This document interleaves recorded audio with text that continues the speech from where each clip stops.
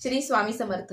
तर भरपूर जणांना प्रश्न पडलाय की आपण स्वामी सेवा सुरुवात कशी करायची, स्वामी सेवेला सुरुवात कशी करायची. तर सर्वात अगोदर तुमच्याकडे स्वामी समर्थ महाराजांचा छोटा का होईना एक फोटो असायला हवात आणि त्यानंतर फोटो आपल्या घरामध्ये स्थापन केला म्हणजेच महाराजांचं एक अस्तित्व आपल्या घरामध्ये निर्माण होतं. महाराज आपल्या पाठीशी असतात आणि हो, महाराज आपलं जे आयुष्य आहे, महाराज आपलं योगक्षेम चालवतात.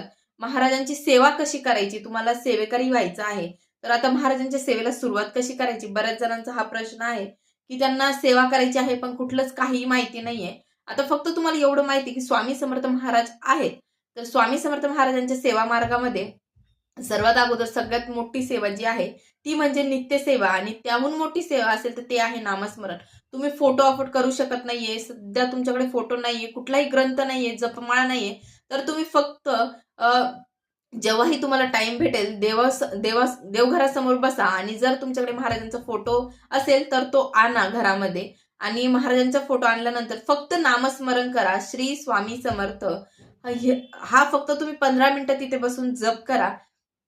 तो महाराजांनी सांगितलाय, जो माझं अंतकरणापासून नाव घेईल त्याचा योगक्षेम महाराज चालवतील. आणि त्यानंतर जर तुम्हाला ग्रंथची कुठली सेवा करायची असेल एखादी इच्छापूर्तीसाठी तर त्यानंतर आपल्या स्वामी समर्थ सेवा मार्गामध्ये हा नित्यसेवा नावाचा हा ग्रंथ भेटतो. आणि त्यानंतर स्वामी चरित्र सारामृत हा ग्रंथ, दोन्ही ग्रंथ आपल्या जवळच्या स्वामी समर्थ केंद्रामध्ये तुम्हाला मिळून जाईल. हा ग्रंथ मिळाल्यानंतर ह्या ग्रंथाचे आपल्याला 3 अध्याय क्रमशः वाचायचे असतात. तर अध्याय वाचताना पहिले नित्यसेवेला कुठलाही संकल्प करायची गरज नाहीये.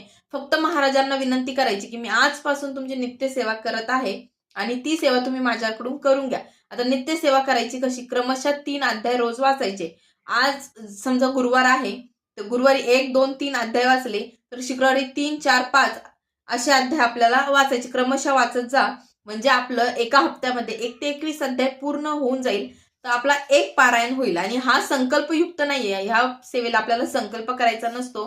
त्यानंतर ह्या ग्रंथामध्ये आपल्याला जेवढे देवी देवता आहेत त्यांचे मंत्र उच्चारण, व्यंकटेश स्तोत्र किंवा कुठल्याही आपल्याला सेवा करायची असेल तर ह्या पुस्तकामध्ये आहे. आणि सर्वात महत्वाचं म्हणजे आता ही सेवा करताना कुठले नियम आहे का, नित्य सेवा करताना आपल्याला कुठलेही नियम नाहीये. दिवसभरामध्ये तुम्ही केव्हाही ही सेवा करू शकतात. आता दुसरं की ह्या सेवेला बसताना एकदा बसलं की उठायचं नसतं का वगैरे, तर असं काही नाहीये.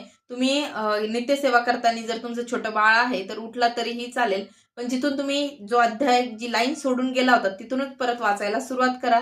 तर नित्यसेवेला सुरुवात करा, स्वामींचा अनुभव घ्या